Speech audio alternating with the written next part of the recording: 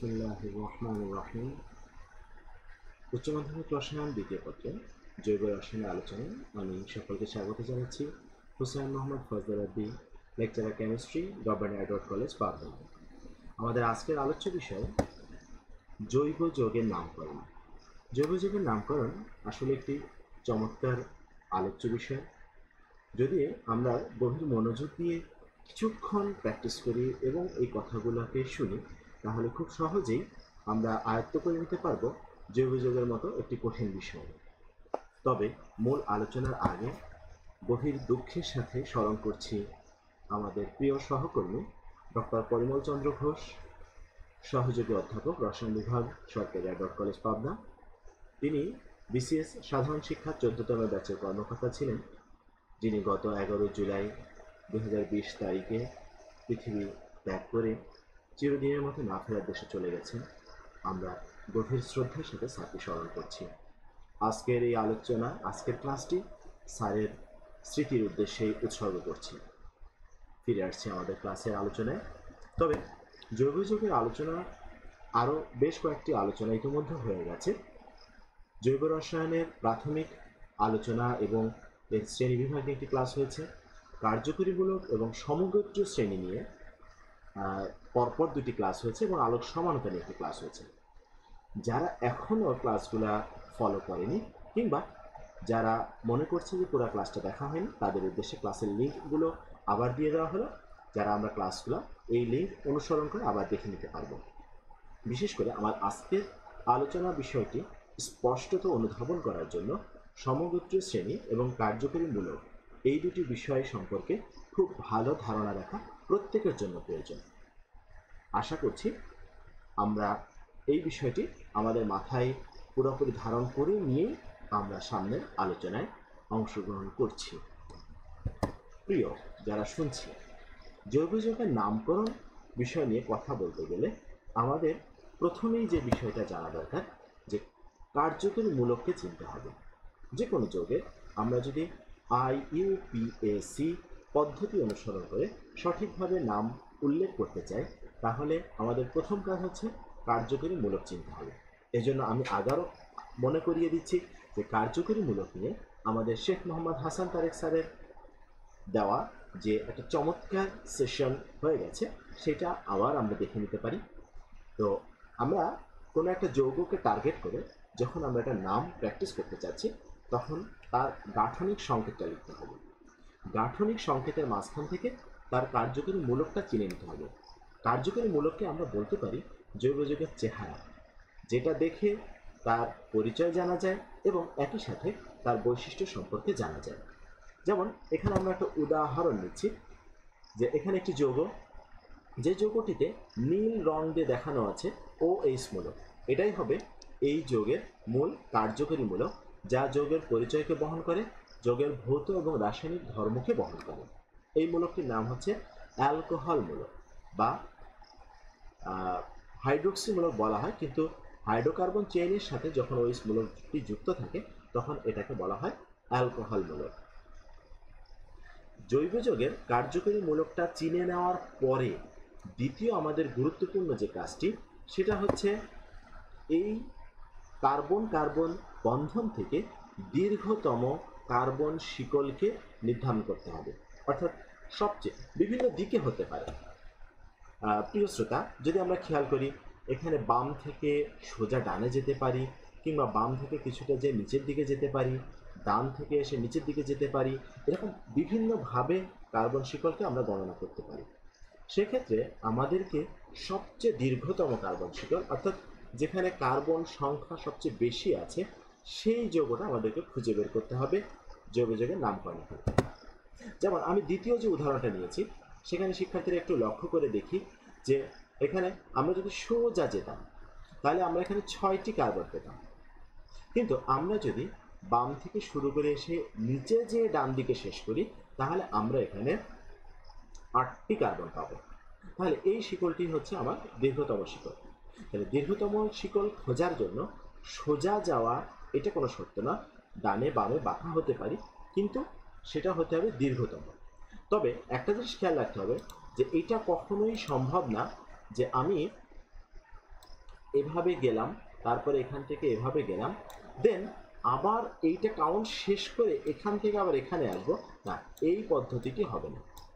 Carbon শিকল গণনার ক্ষেত্রে অবশ্যই আমাকে নিরবিচ্ছিন্ন হতে হবে, একটার পর একটা পরস্পর সংযুক্ত থাকতে হবে। এভাবে সংযুক্ত কার্বনগুলো নিয়ে আমার দীর্ঘতম কার্বন শিকলটি গণনা শেষ করতে হবে। তৃতীয় যে বিষয়টা, আমাদের পার্শ্ব শিকলকে বিবেচনা করতে হবে, অর্থাৎ মূল শিকল এর বাইরে যে অংশগুলো থাকবে সেই অংশগুলোকে বলা হয় পার্শ্ব শিকল। যেমন এখানে OH মূলক একটি পার্শ্ব শিকল, এখানে CH3, এক্ষেত্রে CH3, এই জায়গাগুলোকে বলা হচ্ছে পার্শ্ব শিকল, যেটা মূল শিকলের বাইরে অবস্থিত। ফোর্থ যে কাজটা আমাকে করতে হবে, এই দীর্ঘতম শিকলের কার্বনগুলোকে সংখ্যায়িত করতে হবে, 1 2 3 4 এভাবে সংখ্যায়িত করতে হবে।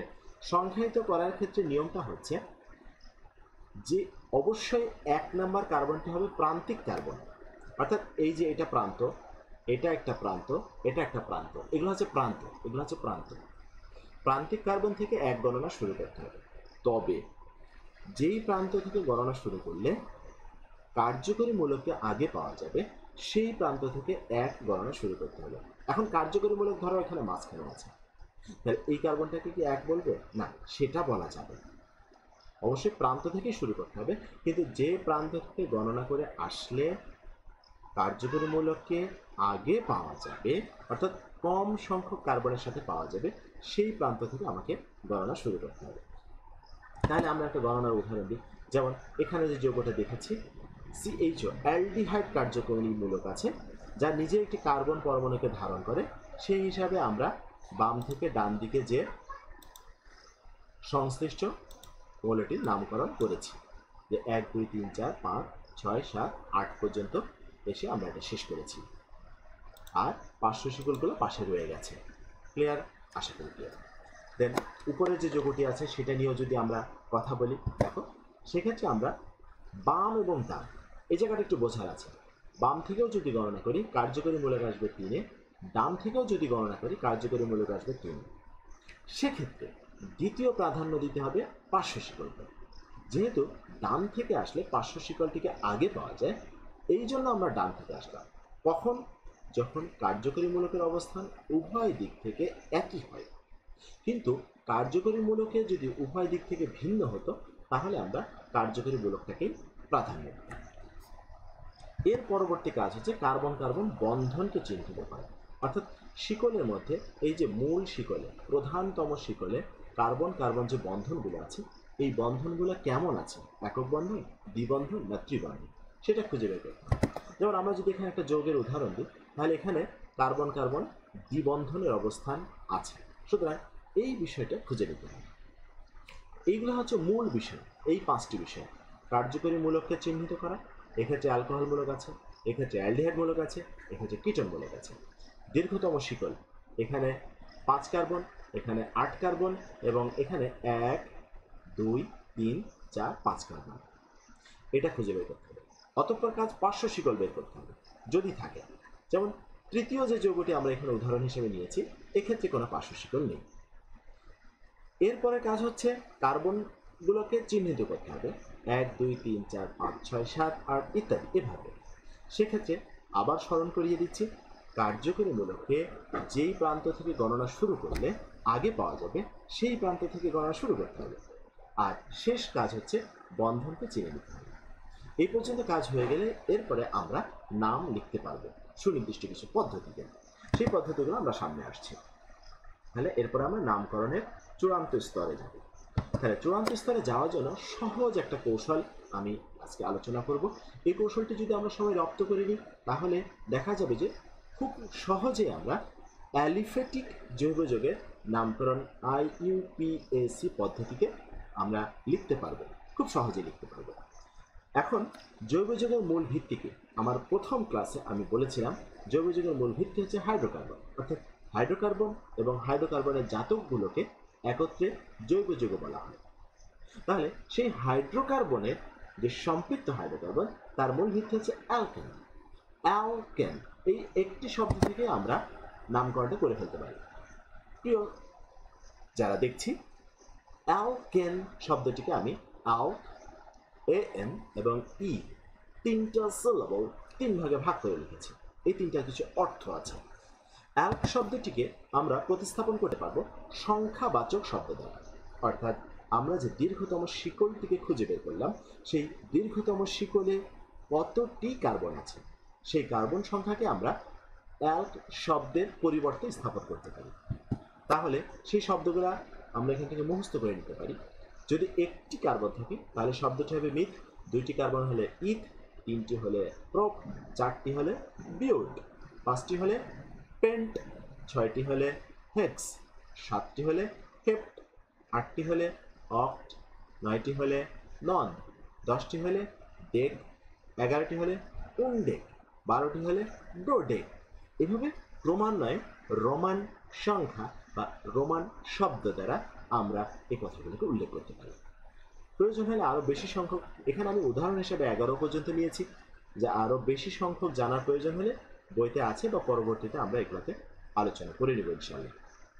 তাহলে এটা গেল আমাদের অ্যালক শব্দে। এবার এন, এই শব্দটুকু আসবে কার্বন কার্বন বন্ধন দ্বারা, অর্থাৎ আমাদের লাস্ট যে টপিকটি আমরা আলোচনা করেছিলাম এর আগের স্লাইডে, যে কার্বন কার্বন বন্ধনকে চিনে নিতে হবে, সেই জায়গাটায় যদি একক বন্ধন থাকে তাহলে শব্দটি হবে এন, যদি দ্বিবন্ধন থাকে ইএন, উচ্চারণ হবে ইন, আর যদি ত্রিবন্ধন থাকে ওয়াই এন, উচ্চারণ হবে আইন, আন, ইন, আইন। একক বন্ধন, দ্বিবন্ধন, ত্রিবন্ধন এর ক্ষেত্রে প্রযোজ্য হবে। আর শেষ যে অংশটি ই আছে, এই ই অক্ষরটি প্রতিস্থাপিত হবে কার্যকরী মূলকের নাম, অর্থাৎ আমাদের জৈব যৌগের নামকরণের প্রথম এবং প্রধান কাজ ছিল যেই কার্যকরী মূলক, সেই কার্যকরী মূলকের নাম দ্বারা ই অক্ষরটির প্রতিস্থাপন হবে। এটা হলো মূল অংশের নাম।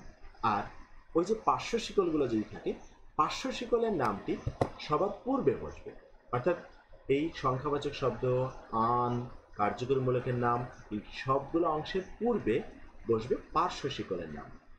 পার্শ্ব শিকলের নামগুলো কিভাবে করতে হয়? যেমন অ্যালকেন থেকে একটি হাইড্রোজেন হ্রাস পেয়ে যদি একযোজী একটি মূলক তৈরি হয় তার নাম হবে অ্যালকাইল। তাহলে অ্যালক কিন্তু সংখ্যাবাচক শব্দ দ্বারা প্রতিস্থাপিত হয়ে গেছে, সবার মনে আছে নিশ্চয়ই। তাহলে একটি কার্বন দিয়ে মিথেন হয়, মিথেন থেকে একটি হাইড্রোজেন চলে গেলে তাহলে যে গ্রুপটি তৈরি হবে তার নাম কি হবে? Methyl, right, methyl. তাহলে দুইটি কার্বন দিয়ে হলে ইথাইল, পাঁচটি কার্বন দিলে হয় পেন্টাইল, ফাইন। এভাবে অ্যালকেন। যদি অ্যালকিন থেকে দ্বিবন্ধনযুক্ত হাইড্রোকার্বন সেখান থেকে একটি হাইড্রোজেন চলে যায় তাহলে সেটার নাম হবে অ্যালকিনাইল, অর্থাৎ দুই কার্বন বিশিষ্ট অ্যালকিন ইথিন থেকে একটি হাইড্রোজেন অপসারণ করে যদি আমরা একটি একযোজী মূলক বানাই তাহলে সেটার নাম হবে ইথিনাইল। অনুরূপভাবে অ্যালকাইন থেকে, অর্থাৎ ত্রিবন্ধনযুক্ত হাইড্রোকার্বন থেকে একটি হাইড্রোজেন অপসারণ করে যদি আমরা একটি একযোজী মূলকে পরিণত করি তাহলে সেটার নাম হবে অ্যালকাইনাইল। অর্থাৎ প্রোপাইন থেকে যদি একটি হাইড্রোজেন অপসারণ করে আমরা একটি একযোজী মূলকে পরিণত করি তাহলে সেই মূলকটির নাম হবে প্রোপাইনাইল। এছাড়াও কোনো যৌগে যদি একাধিক কার্যকরী মূলক উপস্থিত থাকে সেক্ষেত্রে কার্যকরী মূলকের অগ্রগণ্য ক্রম অনুযায়ী যে কার্যকরী মূলকটি অগ্রগণ্য সেটা হবে উক্ত যৌগের মূল কার্যকরী মূলক, আর অপর কার্যকরী মূলকটি হবে তখন পার্শ্ব শিকল। সেক্ষেত্রে কার্যকরী মূলক অংশটুকু আমরা আরেকবার ছোট্ট করে রিভিউ দিয়ে নিব, সেখান থেকে খুব সহজে আমরা কার্যকরী মূলকটি কখন প্রধান যৌগ হবে এবং সেটার নাম কি হবে, আর কখন পার্শ্ব শিকল হবে এবং সেক্ষেত্রে তার নাম কি হবে, এটা আমরা সহজেই বুঝে যাব ইনশাআল্লাহ। তাহলে আসা যাক কার্যকরী মূলক। প্রিয় যারা শুনছি, এখানে কার্যকরী মূলকের অল্প কয়েকটি উদাহরণ আমি উপস্থাপন করেছি। বইতে অনেকগুলো দেওয়া আছে, বিভিন্ন বইতে, বিভিন্ন লেখকের বইতে আছে, আমরা যে কোনো বই থেকে খুব সহজে এটা আয়ত্ত করে নিতে পারবো। উদাহরণ হিসাবে এখানে কয়েকটি মূলক উপস্থাপন করা হয়েছে। যেমন কার্বক্সিলিক অ্যাসিড মূলক, তার সাধারণ সংকেত COOH, যেখানে গাঠনিক সংকেতটা দেখানো হয়েছে একটি কার্বনের সাথে দুটি অক্সিজেন আছে, একটি অক্সিজেন দ্বিবন্ধনে, একটি অক্সিজেন একক বন্ধনে। একক বন্ধনে থাকা অক্সিজেনটির সাথে একক বন্ধনে থাকা একটি হাইড্রোজেন আছে। এটা হচ্ছে কার্বক্সিলিক অ্যাসিড মূলক। এই মূলকটি যখন জৈব যৌগের প্রধান হিসাবে থাকবে তখন এটার নাম হবে অয়িক অ্যাসিড। অর্থাৎ আমরা যদি আগের স্লাইডে ফিরে যাই তাহলে অ্যাল-আন অয়িক অ্যাসিড, অর্থাৎ যদি এক কার্বন বিশিষ্ট হয় তাহলে মিথ-আন অয়িক অ্যাসিড, তাহলে মিথানোয়িক অ্যাসিড। তাহলে আবার আমরা এখানে ফিরে আসছি। এটা অ্যামাইড মূলক, CON, এটা হচ্ছে অ্যামাইড মূলক। তাহলে এক্ষেত্রে মূল যৌগ হিসাবে নাম হলে অ্যামাইড। অর্থাৎ দুই কার্বন বিশিষ্ট যদি অ্যামাইড হয় তাহলে নাম কি হবে? ইথ-আন-আমাইড, ইথানামাইড। আর যদি কার্বন কার্বন দ্বিবন্ধন থাকে তাহলে কি হবে? ইথ-ইন-অ্যামাইড, ইথিনামাইড। আর যদি এখানে যেমন যেই 5টি মূলক এখানে লেখা হয়েছে তাদের অগ্রগণ্য ক্রম, এর মাঝে মাঝে আরও মূলক আছে, সেগুলো এখানে আমার উল্লেখ করা হয়নি। তবে এই 5টির মধ্যে কার্বক্সিলিক অ্যাসিড সবচেয়ে আগে আছে এবং অ্যালকোহল সবচেয়ে পরে আছে। তাহলে একই মূলকের মধ্যে যদি অ্যামাইড গ্রুপও থাকে আবার কার্বক্সিলিক অ্যাসিড গ্রুপও থাকে, সেক্ষেত্রে নামটি কেমন হবে? সেক্ষেত্রে অ্যামাইড গ্রুপটাকে পার্শ্ব শিকল বিবেচনা করতে হবে এবং পার্শ্ব শিকল হিসেবে তার নাম হবে কার্বামোইল, কার্বামোইল। সেগুলা উদাহরণ নিয়ে যখন আমরা প্র্যাকটিস করব তখন খুব সহজেই বিষয়গুলো আমরা বুঝতে পারবো ইনশাআল্লাহ। অন্যান্য যৌগগুলোর নাম এখানে দেওয়া আছে। অ্যালডিহাইডগুলো মূল যৌগ হলে নাম হবে আল, পার্শ্ব শিকল হিসেবে নাম হবে ফরমাইল। কিটোন মূল যৌগ হিসেবে নাম হবে ওন, পার্শ্ব শিকল হবে অক্সো। তবে কখনো কখনো কার্বন শিকলের গঠনের উপর ভিত্তি করে অ্যালডিহাইডের নামও অক্সো হয়ে থাকে। মনে রাখতে হবে এটা সবসময় না, কখনো কখনো অ্যালডিহাইড গ্রুপের নামও অক্সো হয়ে থাকে, সবসময় না। আচ্ছা, সেগুলো স্পেশাল কেসগুলো আমরা যখন আলোচনা করব তখন আশা করি সকল শিক্ষার্থী খুব সহজেই বুঝে যাবে ইনশাআল্লাহ। আর অ্যালকোহল, OH, অ্যালকোহল গ্রুপ যদি থাকে, অ্যালকোহল গ্রুপের ক্ষেত্রে মূল যৌগ হিসেবে নাম হবে অল আর পার্শ্ব শিকল হিসেবে নাম হবে হাইড্রোক্সি। তাহলে এভাবে আমরা আমাদের পাঠ্যপুস্তক থেকে, বাজারে বিভিন্ন লেখকের বই আছে, মাহবুব হাসান লিঙ্কন স্যারের লেখা বই আছে, সরোজকান্তি সিংহ হাজারি স্যারের লেখা বই আছে, ডক্টর আহসানুল কবির স্যারের লেখা বই আছে, আরও অন্যান্য যে সকল বই আছে এই সকল বইতে কার্যকরী মূলকগুলো সুন্দর করে ছক আকারে দেওয়া আছে। আমরা সেখান থেকে পড়ে দিব এবং খুব শীঘ্রই এটা পড়ে আমরা নিজেরা আয়ত্ত করে নিব। কার্যকরী মূলকের নামটা জানা হয়ে গেলে আমরা মূল যৌগের নাম করতে পারব। এখন আমরা উদাহরণ হিসেবে কয়েকটি যৌগ নিয়ে আলোচনা করব। তো শুরুতে আমি অ্যালকোহল যৌগটির নামকরণটি কেমন হবে সেটা দেখতে চাচ্ছি। উদাহরণ হিসেবে আমরা এখানে একটি অ্যালকোহলের সংকেত নিলাম। প্রথম উদাহরণে যে রকম একটি সংকেত নিয়েছিলাম অলমোস্ট কাছাকাছি একটা যৌগ এখানে নেওয়া হলো, যেখানে নীল কালিতে দেখা যাচ্ছে OH মূলক আছে। এটা হচ্ছে আমাদের মূল কার্যকরী মূলক। নামকরণের যে 5টি বিষয় উল্লেখ করেছিলেন আমাদের আলোচনার শুরুতেই স্লাইডে যেটা উল্লেখ ছিল, ধাপে ধাপে আমরা এগোবো। প্রথম ধাপ কার্যকরী মূলক শনাক্তকরণ, তাহলে কার্যকরী মূলকটাকে আমরা চিনে নিলাম। দ্বিতীয় ধাপ দীর্ঘতম শিকল বিবেচনা করতে হবে। তাহলে কার্যকরী মূলকটি যেই কার্বনের সাথে যুক্ত আছে সেই কার্বনটিকে অবশ্যই সঙ্গে রেখে ডানে বামে প্রান্ত পর্যন্ত যে সবচেয়ে দীর্ঘতম শিকল যেই কার্বন চেইনটি আমরা পেয়েছি সেটাকে আমরা হাইলাইট করলাম, সবুজ বর্ণ দ্বারা প্রদর্শিত হচ্ছে। এরপরে কাজ হচ্ছে পার্শ্ব শিকলগুলো খুঁজে বের করা। মূল শিকলটি বাদ দিলে দেখো হলুদ বর্ণ দ্বারা প্রদর্শিত আরও কিছু অংশ অবশিষ্ট রয়ে যায়, যেগুলোকে আমরা বলছি পার্শ্ব শিকল। তাহলে পার্শ্ব শিকলগুলো আমরা চিহ্নিত করে নিলাম। এর পরের কাজ হচ্ছে আমাদের নাম্বার দিয়ে কার্বনগুলোকে গণনা করা। তাহলে এখানে আমরা ডান পাশ থেকে 1 2 3 4 5 6 করে গণনা করছি। আচ্ছা, বাম দিক থেকে যদি গণনা করতাম তাহলে কি হতো দেখো তো, এটা 1 2 3 4, তাহলে আমার কার্যকরী মূলকযুক্ত কার্বনটি হতো 4-এ, কিন্তু ডান পাশ থেকে গণনা করলে আমি পাচ্ছি 3-এ। তাহলে যেহেতু 3 ছোট সংখ্যা, সুতরাং ডান পাশ থেকে গণনা করাটাই অ্যাপ্রোপ্রিয়েট, আর এক্ষেত্রে বাম পাশ থেকে গণনা করাটা ভুল হবে। তাহলে প্রত্যেকটা যৌগের জন্য ইন্ডিভিজুয়ালি আমাকে এটা চেক করতে হবে যে কোন প্রান্ত থেকে গণনা করে আসলে কার্যকরী মূলকযুক্ত কার্বনটি সবচেয়ে নিম্ন সংখ্যায় পাই। এরপরে আমরা কার্বন কার্বন বন্ধন দেখব।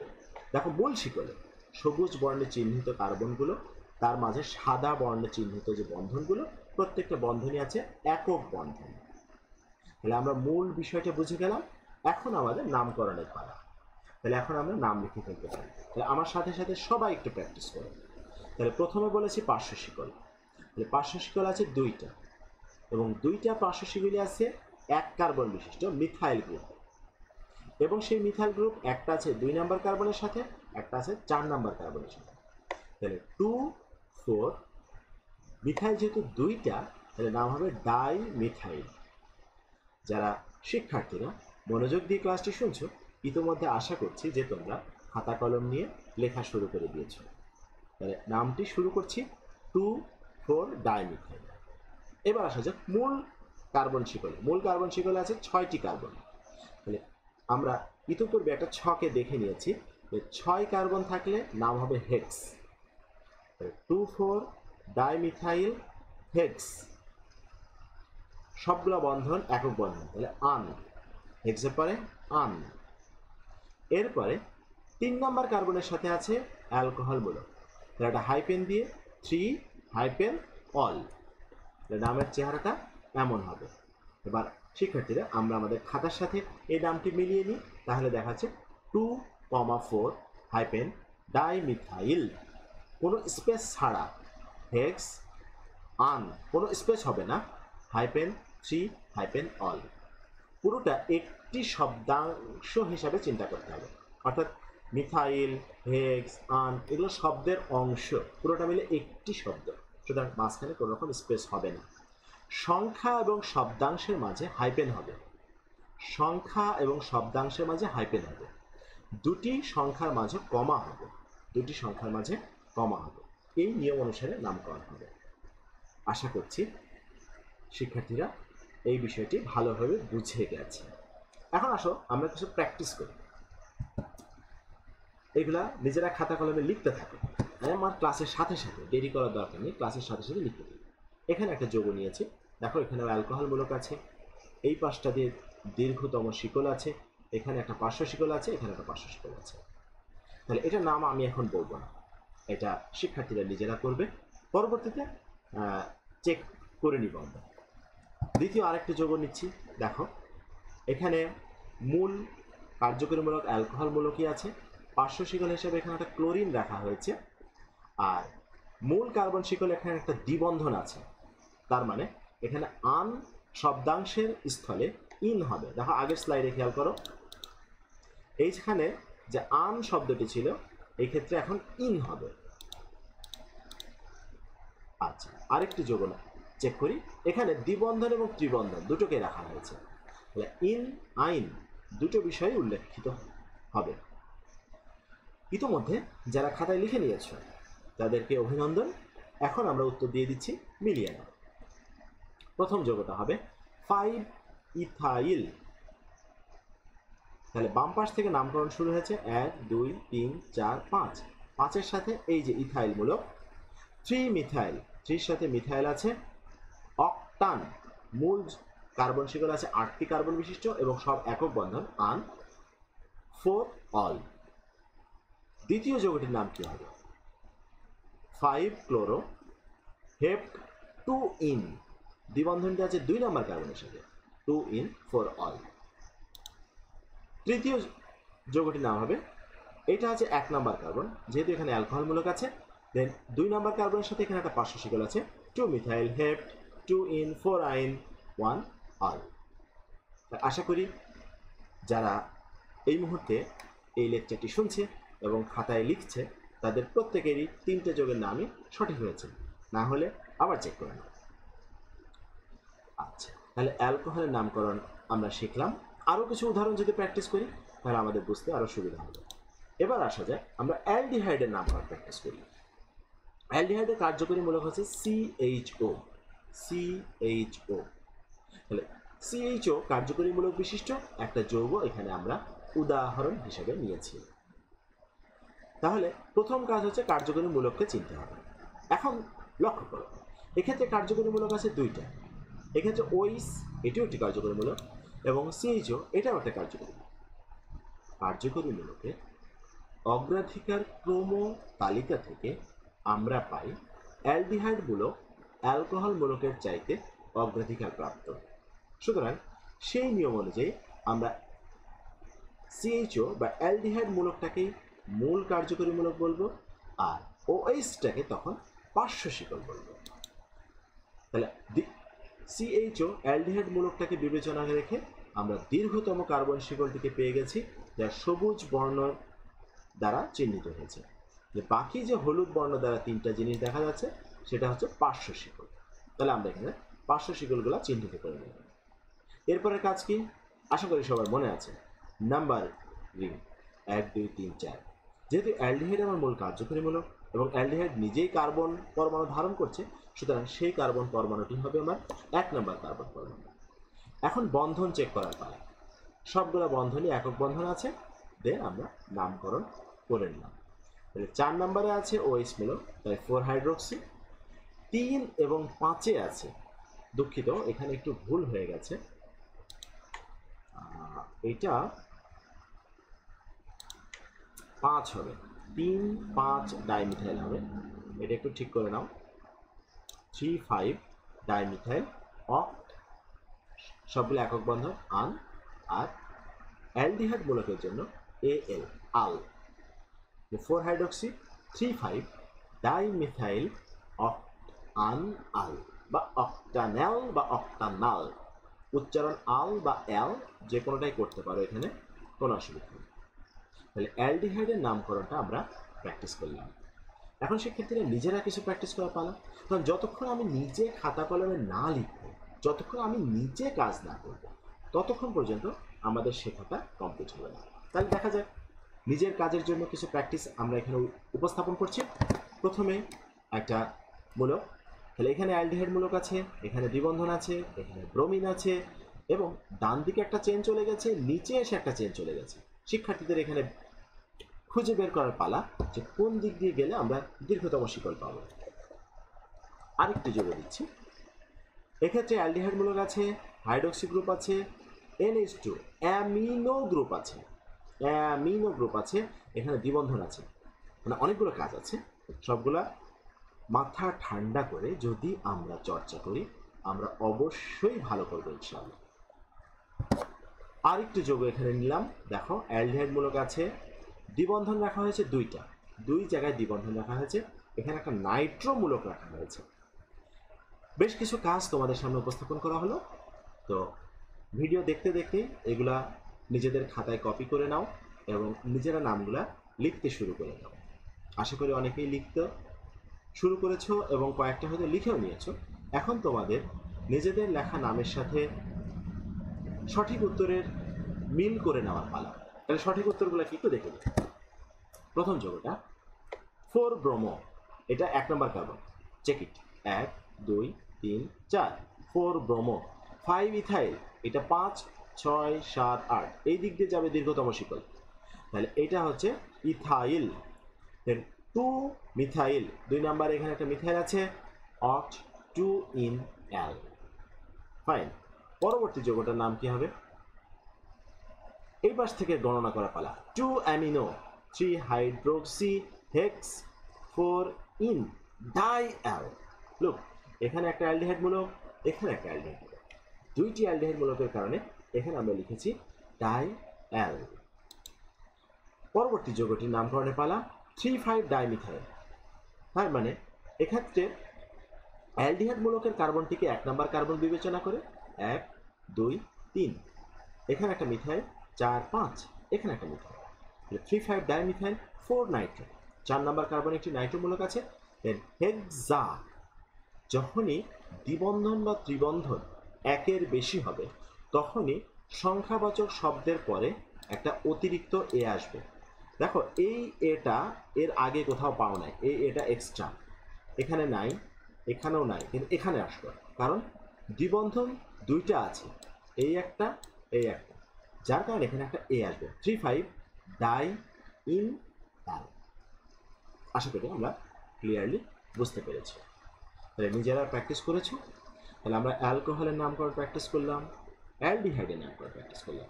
এখন আরেকটি কার্যকরীমূলক নিয়ে কাজ করা যায়। আমরা কিটোন নিয়ে একটু কাজ করে দেখি, কিটোনের নামকরণ করতে পারছি কিনা। কিটোনের কার্যকরীমূলকটা চেহারা আমাদের মনে আছে। গুড। এইরকম কিটোন কার্যকরীমূলক বিশিষ্ট একটি যৌগ অণু এখানে নেওয়া হলো। তো প্রথম কাজ কি? প্রথম কাজ কার্যকরীমূলককে খুঁজে বের করা। গুড। তাহলে আমরা কার্যকরীমূলকটাকে খুঁজে পেয়েছি, এটাই হচ্ছে আমাদের কিটোনমূলক। দ্বিতীয় কাজ কি? দীর্ঘতম কার্বন শিকলকে খুঁজে বের করা। তাহলে দেখো কিটোনমূলক যে কার্বনটি সেটাকে আমরা 1 নম্বর কার্বন বলছি না, কারণ সেটা প্রান্ত নয়, সেটা কার্বন শিকলের ভেতরে আছে। তাহলে তার বাম পাশের যে কার্বন সেটাকে যদি আমরা প্রথম কার্বন ধরি, তাহলে কিটোনের কার্বনটি পাবো 2-এ। তাহলে এটা সবচেয়ে নিয়ারেস্ট পজিশন, সেক্ষেত্রে এইভাবে আমরা দীর্ঘতম শিকলকে বিবেচনা করব। দেন পার্শ্ব শিকল দুটোকে চিহ্নিত করলাম। এখন এখানে একটা কার্বন কার্বন দ্বিবন্ধন আছে, সেটাকে আমরা উল্লেখ করলাম, এটা ভুলে গেলে চলবে। এখন নাম্বারিং করা পাই, 1 2 3 4 5 6 নাম্বারিং হয়ে গেল। এখন নামটা লিখে ফেলো। ব্রাভো, আশা করি আমার আগেই তোমাদের লেখা কমপ্লিট। তাহলে নামটা আমরা মিলিয়ে নিই, 5,5 ডাইমিথাইল। অর্থাৎ একই কার্বনেও যদি দুটো পার্শ্ব শিকল থাকে, এই 5 গাণিতিক সংখ্যাটি 2বার উল্লেখ করতে হবে, কারণ দুইটা মূলক আছে, একই মূলক থাক তারপর 2বার আছে, সুতরাং 2বার 5,5 লিখতে হবে। এটাই IUPACর প্রবর্তিত নিয়ম। 5,5 ডাইমিথাইল হেক্স 3N2On, এটা হচ্ছে কিটোনের নামকরণের নিয়ম। তাহলে আর একটা লুক দিয়ে নাও, পুরো জিনিসটা আরেকবার দেখে নাও। দেখেছো নিশ্চয়। তাহলে এখন চলো প্র্যাকটিস করে নিই আমরা কিছু। কি প্র্যাকটিস করব? কিটোনমূলক যুক্ত কতগুলো কার্যকরী মূলক বিশিষ্ট জৈব অণু এখানে উদাহরণ হিসেবে দেওয়া হচ্ছে। এইগুলো তোমরা একটা একটা করে কপি করে নাও এবং চর্চা করো। এখানে দেখো একটু ভিন্ন রকম জিনিস আছে, এটা একটু ব্যাখ্যা করে দিই তোমাদের জন্য সুবিধা হবে। দেখো এই যে C2H5, এটা CH2CH3 ইথাইল, কিন্তু CH2 ব্র্যাকেটে 4বার আছে। এইটা আসলে সিস্টেম হচ্ছে CH2 bond CH2 bond CH2 bond CH2, এইভাবে রিপিট হতে থাকবে। CH2 CH2 CH2 CH2, এভাবে রিপিটেডলি মিথিলিন মূলকগুলোকে প্রকাশ করার জন্য এইভাবে লেখা হয়। তাহলে আমরা একটু পেছনে থেকে ঘুরে আসি, কয়টা রয়ে গেছে। আচ্ছা থাক, এটাকে একটু ক্লিন করে দিই, তাহলে আমাদের পরবর্তী কাজ করতে সুবিধা হবে।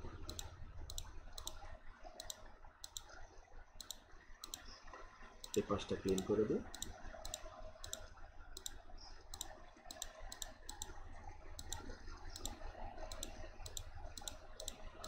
আচ্ছা, ততক্ষণে তোমরা সময় পাচ্ছ, এই সময়টুকুতে তোমরা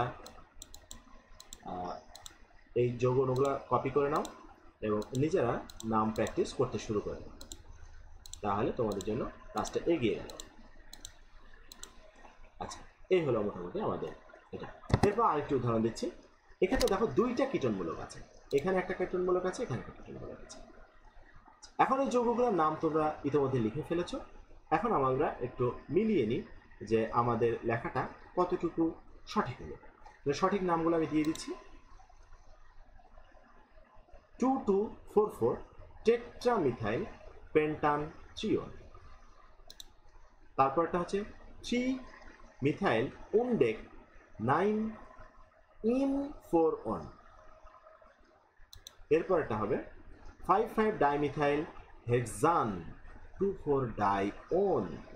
দেখো যখন ডাই হচ্ছে, হেক্সানের পর একটা ই এক্সট্রা আসছে, হেক্সেন হয়ে ডাইওন হয়। কিন্তু যখন একটা ওন হচ্ছে তখন শুধু ইন বা শুধু আন হচ্ছে। এটা খেয়াল রাখো।